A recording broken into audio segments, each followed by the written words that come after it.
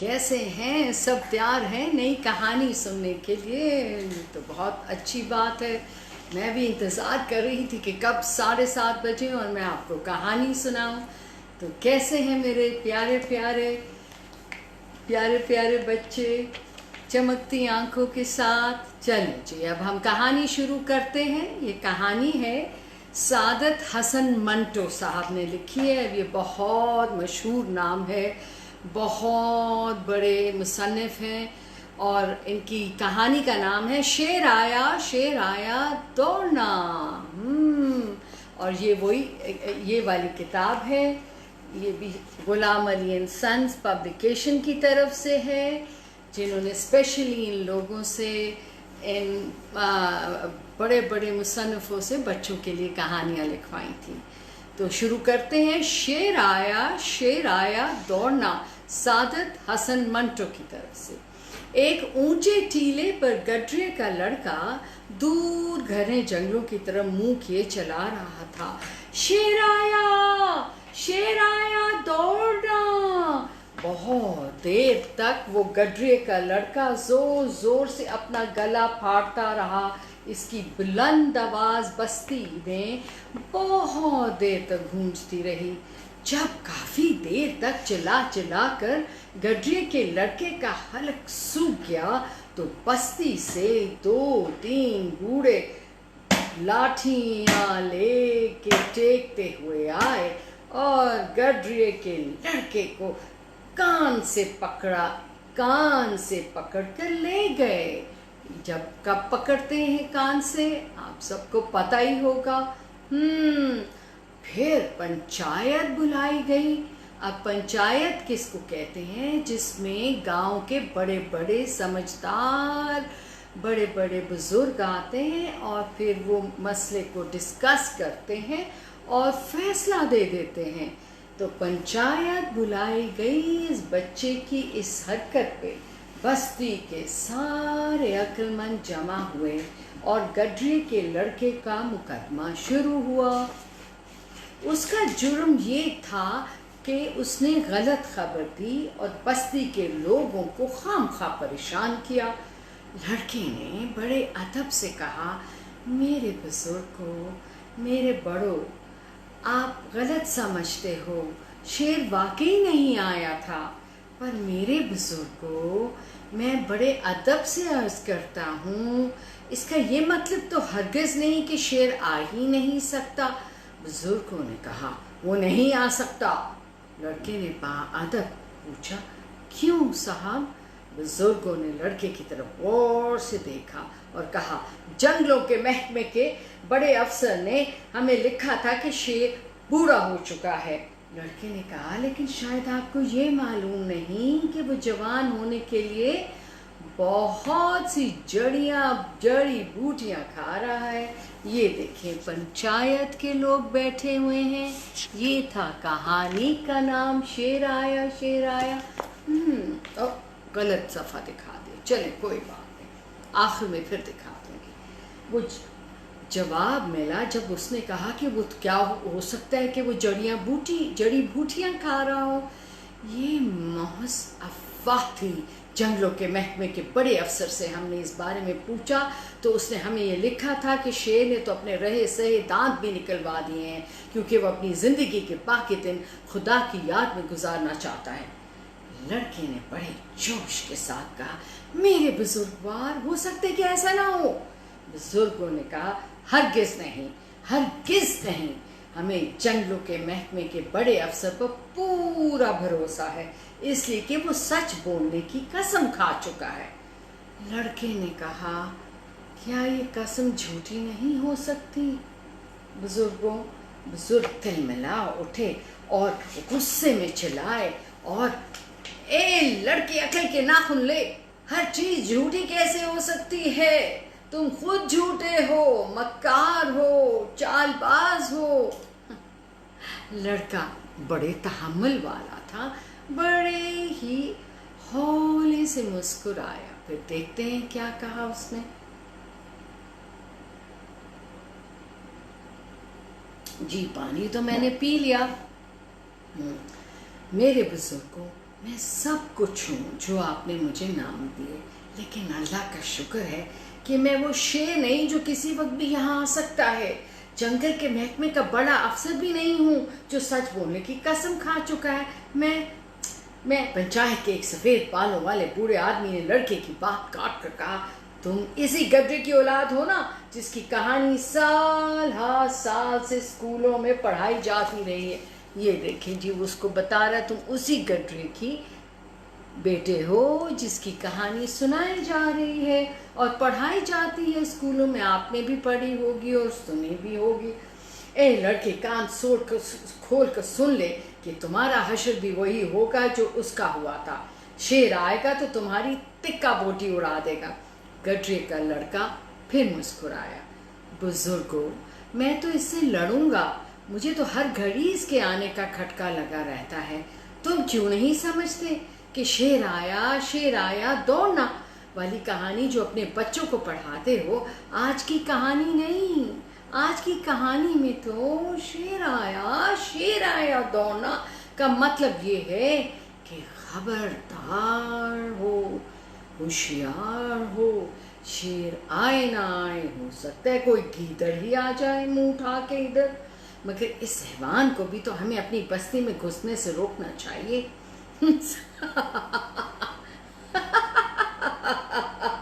سارے بزرگ کھلکھلا کر ہنس پڑے۔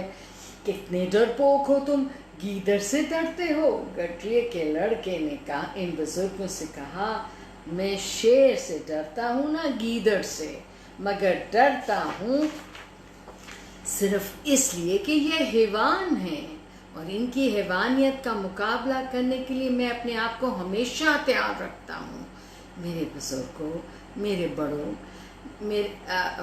اب زمانہ بہت بدل چکا ہے، اپنے اسکولوں سے خدا کے لیے وہ کتاب اٹھا لو جس میں شیر آیا دوڑنا والی پرانی کہانی چھپی ہے، اس کی جگہ اب یہ نئی کہانی پڑھاؤ۔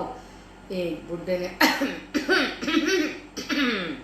کھانستے کھرکھراتے ہوئے کہا، بھائیو، یہ لونڈا ہمیں غلط راستے پر لے جانا چاہتا ہے، اس کا سر پھر گیا ہے۔ دوسرے بڈھے نے غصے سے، دوسرے بھائیو، ہمیں یہ غلط راستے پر لگا رہا ہے۔ Hello Nabila, thank you for joining in. Alright. اس کے بعد دوسرے بڈھے نے غصے سے کہا، اس بے ادب کو فوراً قید کر دیا جائے۔ گڈریے کے لڑکے کو چنانچہ فوراً جیل میں قید کر دیا گیا۔ اتفاق کی بات ہے، اسی رات شیر بستی میں داخل ہو گیا، اور ادھر یہ لڑکا جو کہہ رہا تھا کہ اپنی کہانی بھی بدل لیں اور دھیان رکھیں، وہ کسی وقت بھی آ سکتا ہے، اور کیا دیکھتے ہیں کہ شیر واقعی آ گیا۔ اوہو، پھر کیا بات تھی! سارے گاؤں میں بھگدڑ مچ گئی، ہر کوئی ادھر ادھر اپنی جان بچانے کے لیے بھاگنے لگا۔ کچھ لوگ بستی چھوڑ کے بھاگ گئے، باقی شیر نے شکار کر لیے، مونچھوں اور کھا لیے۔ مونچھوں کے ساتھ خون لگا چوستا ہوا جب شیر جیل کے پاس سے گزرا تو اس نے لوہے کی سلاخوں کی مضبوطی دیکھی اور اس کے پیچھے گڈریے کے لڑکے کو دیکھا، اور پھر اس نے کہا، پیچھے گڈریے کے لڑکے کو دیکھا، شیر نے اس سے کہا، okay, hello Abiha and Ibrahim, nice to see you. تم کون ہو؟ تم لڑکے نے جواب دیا، میں گڈریے کا لڑکا ہوں۔ شیر کی آنکھوں میں خون اترا۔ اف، تم ہو گڈریے کے لڑکے، وہی جو میرے آنے کی اطلاع دیا کرتے تھے، باہر آؤ، میں تمہیں اس کی سزا دینا چاہتا ہوں۔ لڑکا مسکرایا، جنگلوں کے بادشاہ، مجھے افسوس ہے کہ میں باہر نہیں آ سکتا، کیونکہ میرے بزرگوں نے جو مجھے سزا دی ہے اس نے مجھے تمہاری سزا سے محفوظ کر دیا ہے۔ اور شیر کرتا ہوا غصے سے دانت پیس کر رہ گیا۔ ہے نا کتنی انیوژل سی کہانی، بالکل مختلف۔ बिल्कुल उससे फ़र्क है जो हम पढ़ते रहें। तो कैसी लगी आपको इस समझदार बच्चे की कहानी, जो कि ना गुस्सा करता था ना कुछ, और बड़े तहम्मुल से, इत्मीनान से गुफ्तगू की, बहस की उसने बुज़ुर्गों से, लेकिन वो जब ना माने तो फिर उसने कहा ठीक है, जैसे आपकी मर्ज़ी, जो मर्ज़ी सज़ा दे दे मुझे, और सज़ा लेने को तैयार हो गया। ये तो उसकी खुशकिस्मती थी कि वो बच गया। चलें जी, अब देखते हैं। अब तो ये कहानी बड़ी छोटी सी थी, इसीलिए मैंने दूसरी तैयार कर रखी है, ताकि आप मायूस ना हो और कहें इतनी जल्दी तो कहानी नहीं ख़त्म होनी चाहिए, क्या ख्याल। अब बड़ी ही मज़े की कहानी, ये एक ड्रामा है, उसमें किरदार मैं आपको अभी बताती हूँ। इसको भी बड़े बानाज मुसन्निफ़, अव्वल दर्जे के मुसन्निफ़ सूफ़ी तबस्सुम ने लिखा है, जिन्होंने बच्चों के लिए बड़ी नज़में भी लिखी हुई हैं, बड़ी खूबसूरत। और इसमें ये सिचुएशन है कि अम्मी खाला के घर जाती हैं। अम्मी किसके घर जाती हैं? खाला के घर जी। और इसके किरदारों के नाम हैं बाप असलम जो कि बड़ा बेटा है, फिर सलीम जो कि छोटा लड़का है, नजमा जो बड़ी बेटी है, और सलमा जो कि छोटी बेटी है, और एक तोता है पिंजरे में। और सुबह का वक्त है जब सब स्कूल की तैयारी कर रहे हैं। ये और बात है कि हम कोविड-19 और लॉकडाउन की वजह से अभी तक स्कूल नहीं जा सकते, लेकिन इंशाल्लाह ये बिल्कुल कम हो जाएगा अगर हम ख्याल रखते रहेंगे अपना भी और दूसरों का, सफाई से, साबुन से हाथ धो के, तो फिर इंशाल्लाह हम स्कूल जा सकेंगे। पर वहाँ भी बहुत अब ख्याल रखना पड़ेगा। It's not going to be easy. चलें जी, देखते हैं what is happening in this play. अम्मी खाला के घर जाती हैं बाय सूफी तबस्सुम, और ये भी शेख गुलाम अली सन्स की काविशों का नतीजा है। चलें जी, शुरू करते हैं। नजमा जो कि बड़ी बेटी, जैसा कि मैंने आपको बताया, कहती है अब्बा जान। अब्बा बोले क्या बात है बेटा? अब्बा जान, मियाँ मिट्टू कुछ नहीं खा रहा, चुपचाप पड़ा है, रात से ही कुछ नहीं खा रहा। अरे बेटा, उसे चूरी खिलानी थी ना, वही तुम्हारी अम्मी खिलाया करती है उसे। चूरी तो पहले ही दी थी अब्बा, मगर उसने आंख नहीं उठाकर भी नहीं देखा, वो किसी चीज़ को हाथ ही नहीं लगाता। मैंने उसे बथेरा बुलाया, उससे बात करने की कोशिश की, बिल्कुल नहीं बोलता। ना जाने बीमार हो गया है या रूठ गया है या इसको क्या हो गया है। छोड़ो इसके रूठने को बिटिया, तुम अपने नाश्ते की फिक्र करो, तुम्हें स्कूल से देर ना हो जाए। और वो सलीम और असलम तैयार हुए कि नहीं? नजमा बोली वो नाश्ता कर चुके, कपड़े बदल रहे हैं अब्बा। साथ वाले कमरे में नन्ही मुन्नी बच्ची सलमा के लगातार रोने की आवाज आ रही थी। नहीं, ये कौन रो रहा है बेटी? भाई छीनी है क्या? हो गया है उसे? 8 घंटे से ये बाजा बज रहा है, पूछो तो सही क्या कहती है। नजमा बोली कुछ भी तो नहीं कहती अब्बा, बस रोई चली जा रही है। अब ये क्या वक्त है? सुबह का वक्त है। और अम्मी कहाँ है? अम्मी इस वक्त बड़ी ज़रूरी होती है ना। जी जनाब, वो इस वक्त अब खाला के घर गई हुई हैं, तो अम्मी तो घर में नहीं है। लेट्स सी क्या होता है। अच्छा, अब वो छीमा तो रोए जा रही है। अब खाती, और नजमी कहने लगी अब्बा खाती भी तो नहीं, दूध दिया वो नहीं पिया, टोस्ट और ऑमलेट बना के दिया वो भी नहीं लिया, बिस्किट उसे पसंद नहीं, अब मैं क्या ला के उसे दूँ? तो शी ट्राइड एवरीथिंग। अब्बा आखिर कहती क्या है? कहती है मैंने पूरियाँ खानी हैं। क्या पूरियाँ खानी हैं?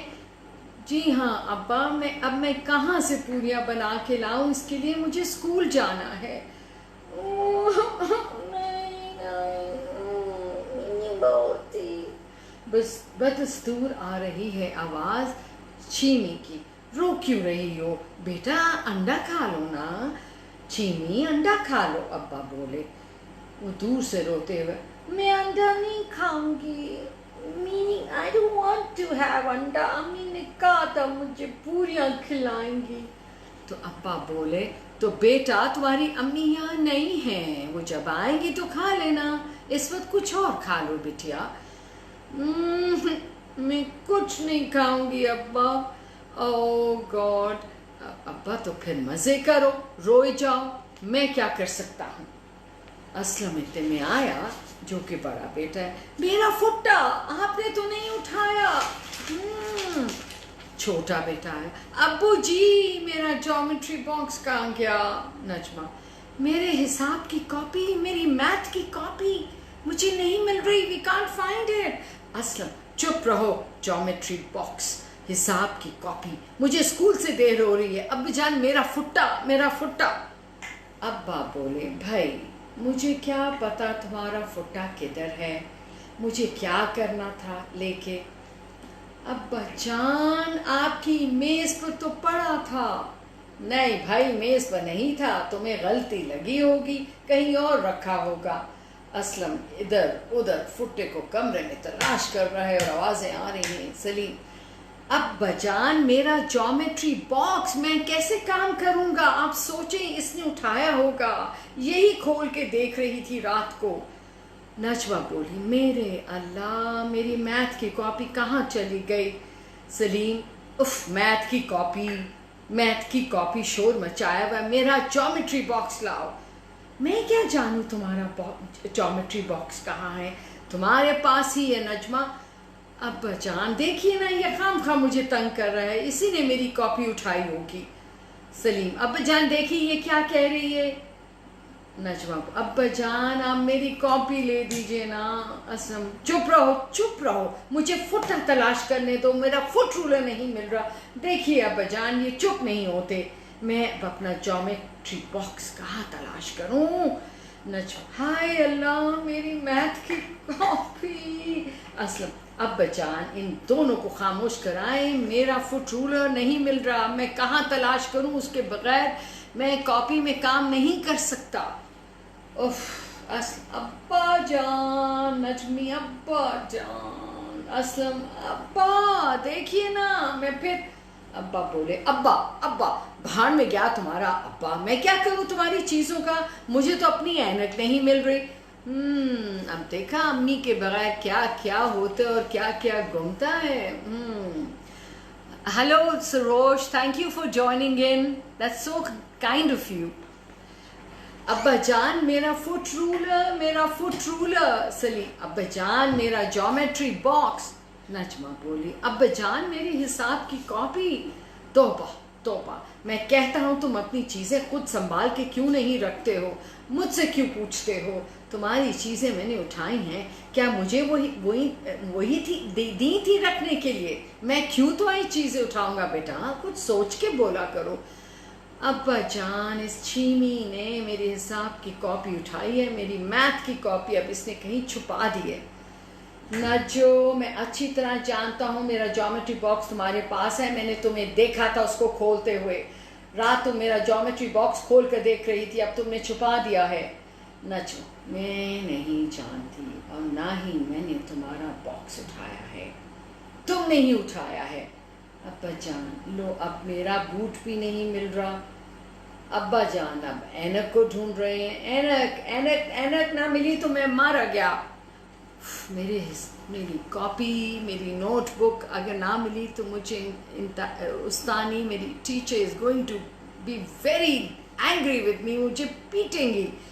सलीम, मैं स्कूल का काम करके ना ले गया, मुझे तो जुर्माना होगा, अब मैं ज्योमेट्री बॉक्स कहाँ ढूंढता फिरूं, और लेट हो रहा हूँ मैं, देर हो रही है। अरे मेरी ऐनक मैं कैसे काम करूँगा, ओफो। अब्बा जान फुट्टे के साथ मेरा बूट भी नहीं मिल रहा, मैं स्कूल कैसे जाऊँगा। ओए भाई मुझे अपनी ऐनक नहीं मिल रही।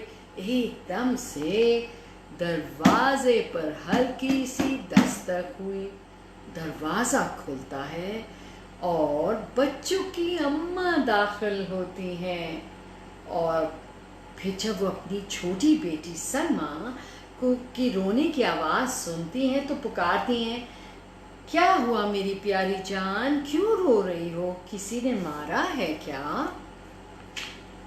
سارے بچے ادھر کو لپکتے ہیں، ظاہر ہے ایک وقت بولتے ہوئے، امی جان، امی امی اماں اماں، بیگم تم آ گئی، اللہ کا شکر ہے۔ امی جان میری میتھ کی کاپی نہیں مل رہی، میرا جیومیٹری باکس نہیں مل رہا، سلیم بولا، اور اسلم، امی میرا رولر، میرے بوٹس دونوں غائب ہیں، اف نہ جانے میری اینک کہاں ہے بیگم۔ امی 1 منٹ میں تمام چیزیں ڈھونڈ کے لاتی ہیں اور ایک بچے کے حوالے کر دیتی ہیں۔ So the mother finds everything, of course, as usual, right? اور پھر بڑے میاں سے خطاب کر کے پوچھتی ہیں، آپ کیا کہہ رہے تھے؟ ارے یہ لیجیے، آپ کی اینک تکیے کے نیچے تھی۔ اتنے میں میاں مٹھو کی آواز آتی ہے اور امی ادھر مسکراتی ہوئی لبکتی ہیں۔ او سو جب امی جان یعنی کہ ماں گھر نہ ہو تو ہر چیز اوپر نیچے ٹاپسی ٹروی ہو جاتی ہے۔ تب اندازہ ہوتا ہے کہ مدرز کتنی محنت کرتی ہیں، کتنا احساس کرتے ہیں، کتنا خیال رکھتے ہیں ایک ایک چیز کا، اسکول کی چیزوں کا، کھانے کی چیزوں کا، یونیفارم کا، شوز کا، ناشتے کا، لنچ باکس کا، لنچ منی کا۔ Can you imagine? اور صبح کے ودن ہاف این آور، آدھے گھنٹے میں وہ سب کچھ میجک فیری گاڈ مدر کی طرح سب کچھ آپ کے مل جاتا ہے۔ تو ہمیں کیا کرنا چاہیے؟